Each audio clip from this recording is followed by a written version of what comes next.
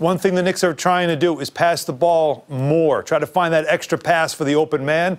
Kornet is, but some great passing around the perimeter in this one. Tremendous passing, it really is. This epitomizes what the Knicks were doing in the first half, where they made 11 threes. The ball was whipping around the perimeter. Guys were making the extra pass. Dribble penetration started it all. Damian Dotson with the pass there. Now freeze it there. Now look, Kadeem Allen's open. He could shoot. Nope, he doesn't. He decides to pass to Luke Kornet, make the extra pass with the guy closing out at him. And this guy's got a long run to close out. And Luke Kornet is just the hot man. You know, you got to find the shooter that's hot. You got to make the extra pass.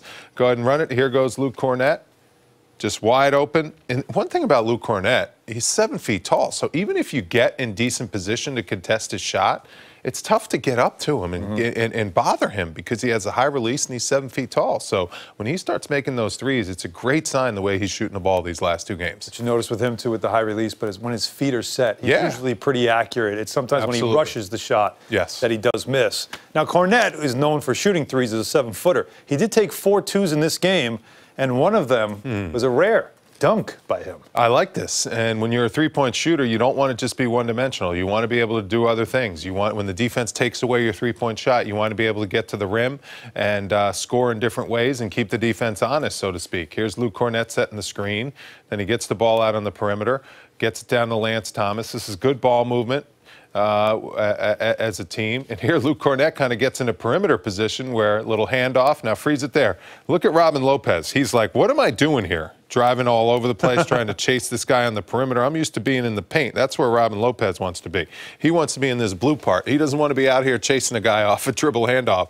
Luke Kornet recognizes this. He sees nobody's in help defense because a lot of guys are attached to the shooters because the Knicks have been lights out. This is what three-point shooting does. It opens up the floor and allows the lane for open for driving lanes. And here there's no help defense, and Luke Kornet sees that, and he just starts going to the basket.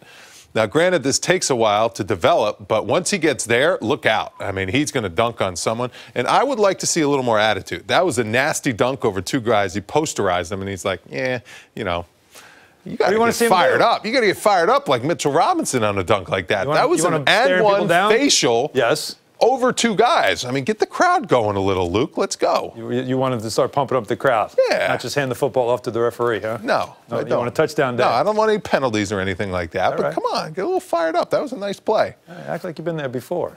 Let's see how many times you celebrated after a dunk. I celebrated every time because it didn't happen that often. And Luke's in the same boat as me. 24 points for Luke Kornet. And, boy, I'll tell you what, the way that paint was open, I certainly hope the Midtown Tunnel is just as open tonight. Me too.